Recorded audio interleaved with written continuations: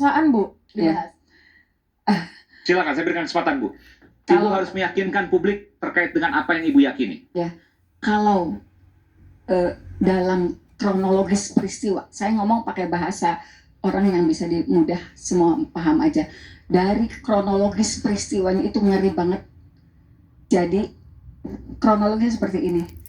Ada 2 orang berboncengan, dikejar oleh 8 orang ini, kemudian dibawa ke flyover Talun, jaraknya sekitar 1 kilometer, kemudian dipukuli di flyover Talun, kemudian dibawa ke belakang showroom, yang kembali jaraknya 1 kilometer, dilakukan penganiayaan di situ, dilakukan pemerkosaan di situ, ditusuk bagian dada kiri dan bagian perut, kemudian dikembalikan lagi ke flyover Talun.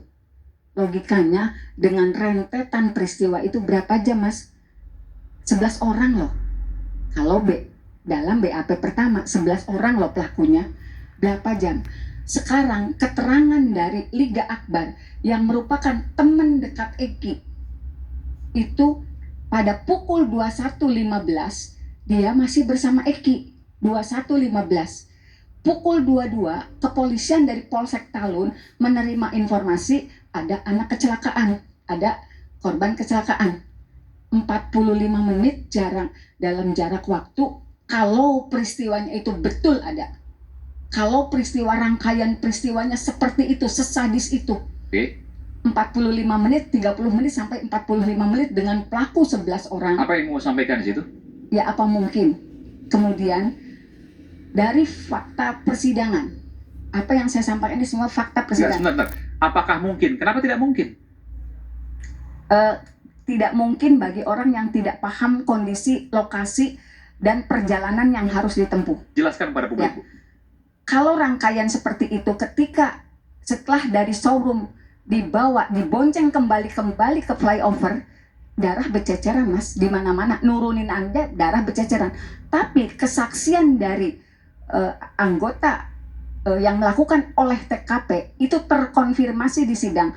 Darah itu ditemukan hanya pada bagian bawah tubuh laki-laki dan bagian tubuh perempuan. Di pinggir jalan, median jalan terdapat luka, terdapat warna cat motor yang serupa. Terdapat serpihan daging di tiang PJU. Arti Ibu mengatakan kalau dibawa bolak-balik harusnya ada jejak darah di titik-titik tersebut. Ya. Tapi darahnya hanya 1. Ya, di bagian tubuh. Saya ingin tanya, artinya itu kan hanya ada di 1 BAP, betul Bu ya? Bukan hanya 1 BAP, Mas. Yang menceritakan bahwa bolak-balik tadi. Ya, karena di hasil visum juga dokter yang pertama kali. Yang menceritakan itu kan 1 BAP, Bu, betul? Ada dua. Saya lupa. 2 BAP. Saya harus buka. Baik. Artinya 2 alat bukti. Tapi kan polisi mungkin punya alat bukti yang lain? Alat buktinya tentu saja benda-benda yang ditemukan di mana saya tidak paham. Punya pendapat? Silakan. Ya, kalau saya lihat ini ya, ini kan Ibu sebagai pengacara gitu, sudah putus, ya kan? Kita sebenarnya nggak perlu komentar-komentar soal tidak. Upaya adalah upaya peninjauan kembali, gitu. Nah, kemudian saya melihat kasus ini kepentingannya udah bukan lagi hanya bagaimana pembunuh selanjutnya ditangkap. Karena sebenarnya kalau keluarga korban sudah dihukum 7 orang udah banyak sekali. Seumur hidup itu? Seumur hidup. Dan jangan sampai juga itu kesalahan. Tapi rasanya, ya saya tidak tahu, 2 tingkat pengadilan ya, itu memutus hal yang sama, memutus hukuman yang sama. Tapi yang menjadi catatan penting saya, ini ada kepentingan bisnis juga ada. Karena mereka bikin film.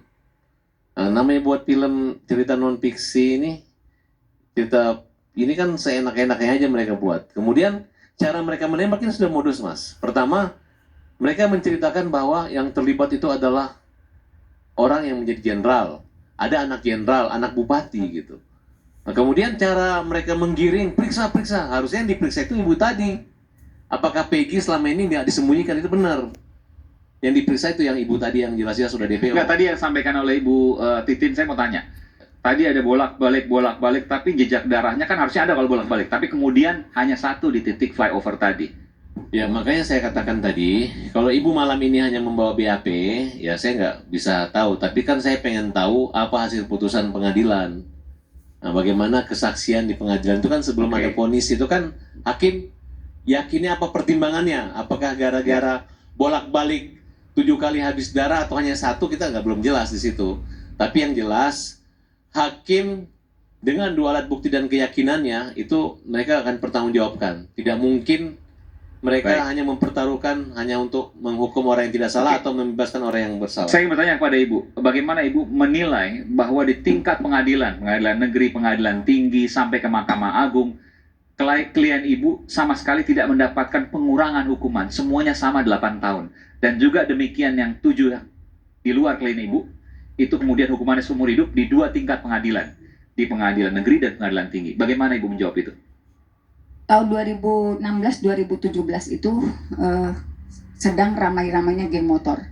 Saya menilainya saat itu secara psikologis juga itu sangat mempengaruhi para pengambil keputusan.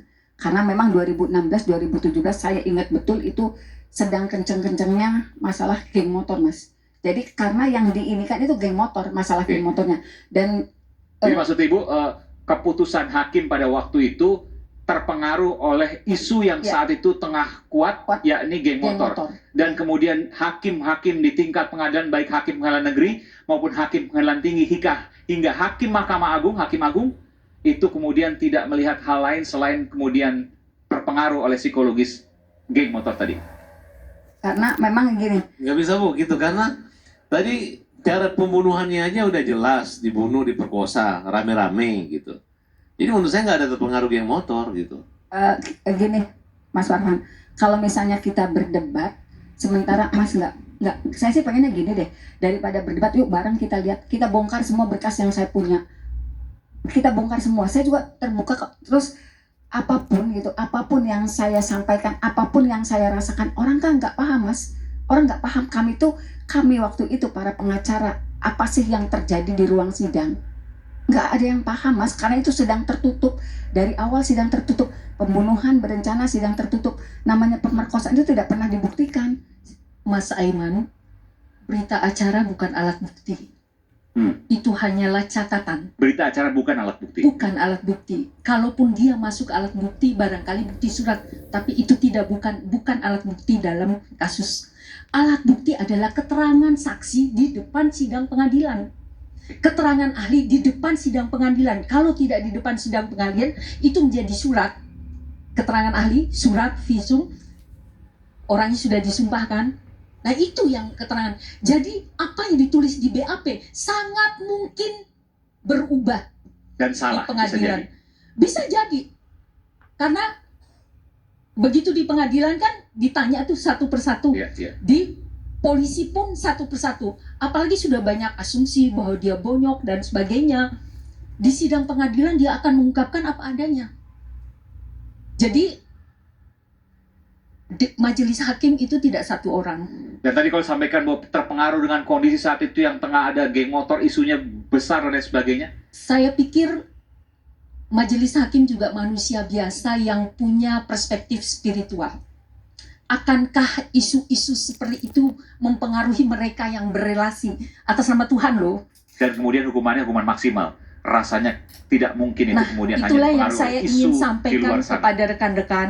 Maka kasus ini menjadi titik kulminasi untuk kita sama-sama belajar.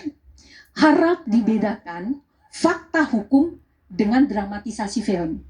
Jangan dicampur adukan, jangan sampai dikotorkan. Dramatisasi film itu fungsi komersial yang harus memang dirangkai sedemikian rupa sehingga punya daya jual.